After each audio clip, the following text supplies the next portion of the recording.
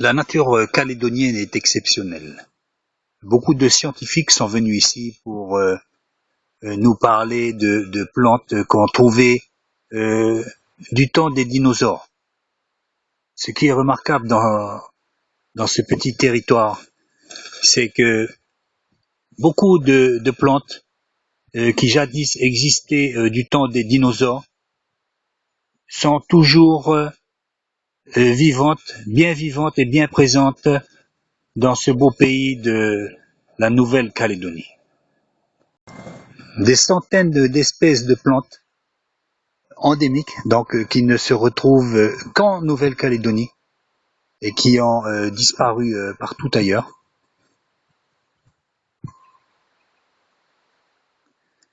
On peut voir l'incohérence de la théorie de l'évolution. Nous pouvons voir aussi au large de Madagascar un poisson nommé sélacanthe qui existait depuis des milliers d'années et qui n'a pas changé depuis. Donc l'évolution, il y a une marge d'évolution, évidemment, il y a une marge d'évolution de la même manière que les Japonais, un exemple, et ça se vérifie dans beaucoup de peuples dans le monde entier, les Japonais donc sont beaucoup plus grands que le siècle dernier, et c'est du fait de l'alimentation.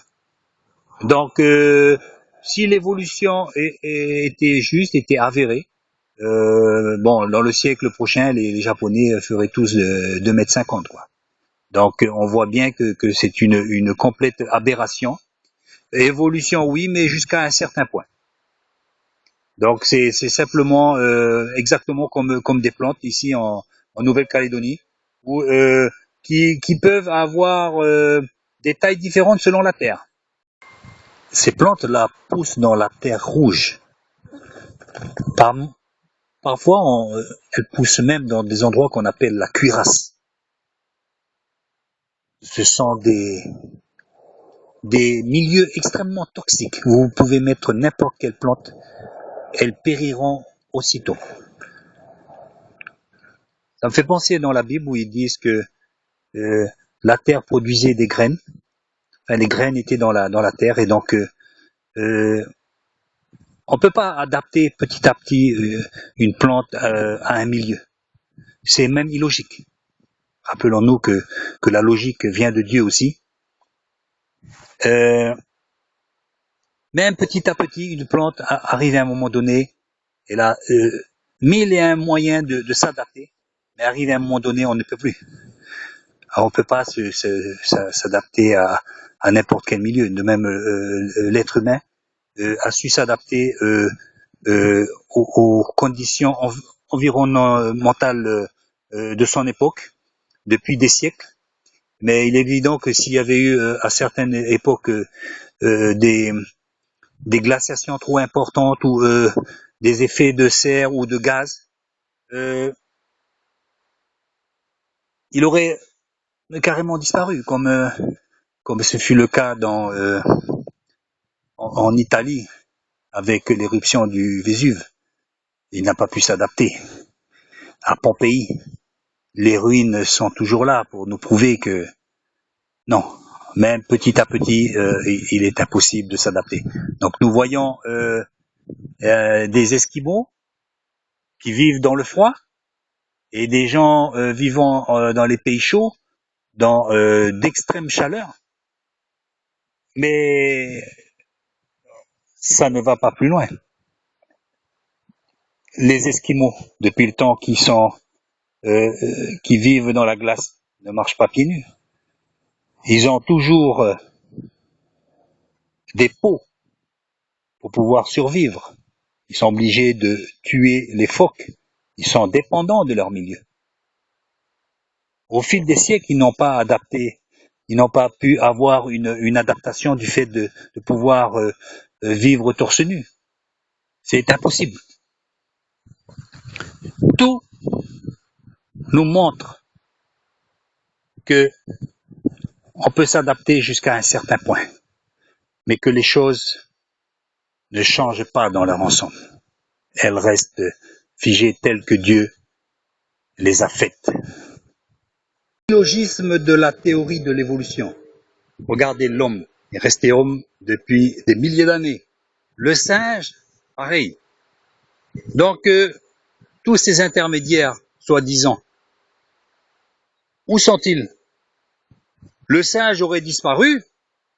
On aurait pu dire, oui, ben, effectivement, on vient du singe parce qu'on a trouvé les ossements du singe, plus tous les intermédiaires correspondant à la venue de l'homme. Or, nul n'est le cas. On a trouvé des os humains, on a trouvé des os de singes, et les fameux intermédiaires, ce sont des races de singes qui ont disparu, ou alors des races d'hommes, certainement des races d'hommes qui ont évolué entre eux, simplement.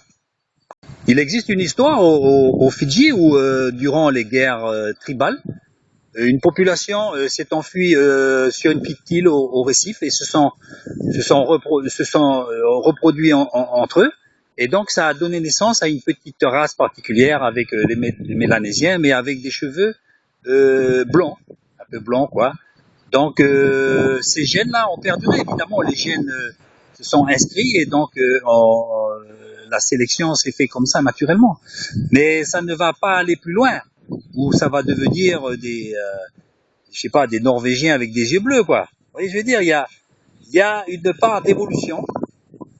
Et la race peut être figée par divers moyens, mais ça va pas devenir des géants, ou alors ça va pas devenir des nains plus bas que plus petits que des pygmées.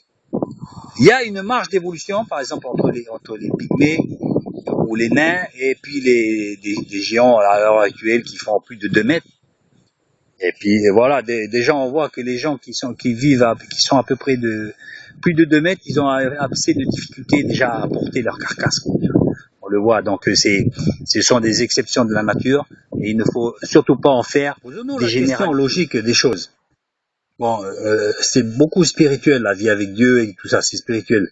Mais ça rejoint le logique, ça rejoint la vie actuelle que l'on peut voir avec nos yeux.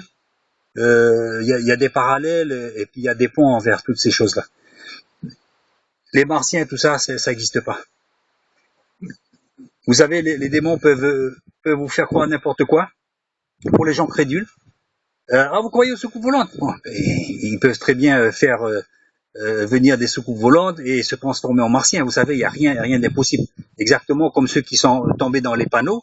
Mais je suis sûr que c'est mon grand-père parce que j'ai parlé avec lui et il m'a donné des détails que seul lui connaissait. Évidemment, dans le monde des esprits, ça y est, les esprits connaissent ces choses-là. Elles connaissent ces choses-là. Elles peuvent imiter les voix du grand-père, etc. Donc, tout ça est illogique. Donc, en parlant de cette évolution, donc, le singe est resté singe et l'homme est resté homme. Et par contre, tous les intermédiaires entre le singe et l'homme ont disparu. Donc, il y a une illogique de ces choses-là. Parce que le singe aurait disparu du fait de l'évolution. Donc, l'être vivant qui venait après le singe, ce serait lui qui aurait perduré, etc., jusqu'à l'homme. Tandis que là, le singe est toujours là et l'homme est toujours là. Donc, les deux bouts de la chaîne sont toujours là. Par contre, tous les intermédiaires, ils ont disparu. Et en plus, on veut nous faire avaler ça. On veut nous faire avaler ça. Donc, c'est pas possible. Ça tient pas la route, déjà, de ce point de vue-là. D'autre part, au niveau de ce qu'on a pu voir, de toutes, soi-disant, ces chaînons manquants, à une certaine époque, d'ailleurs, on a le fameux chaînon manquant, apparemment, on s'était aperçu que c'était un vieil os de poulet ou quelque chose comme ça qui avait, un truc absurde.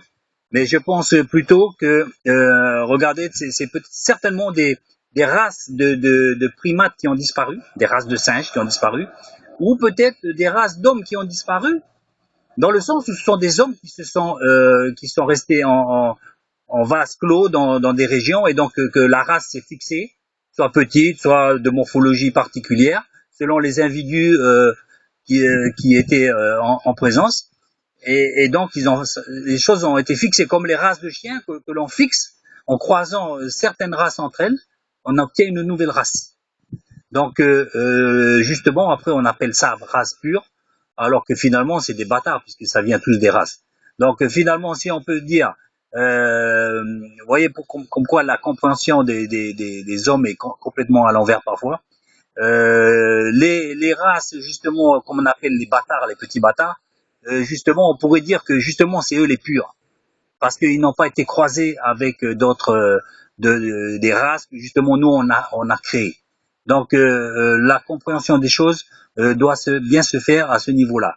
D'autre part, quand on dit que les Noirs sont noirs parce qu'ils sont dans les pays chauds, posons-nous la question plutôt de dire c'est plutôt parce qu'ils étaient noirs à l'origine et qui donc ont été dirigés dans les pays chauds, lesquels on sait les pays chauds sont plus hostiles que les pays tempérés.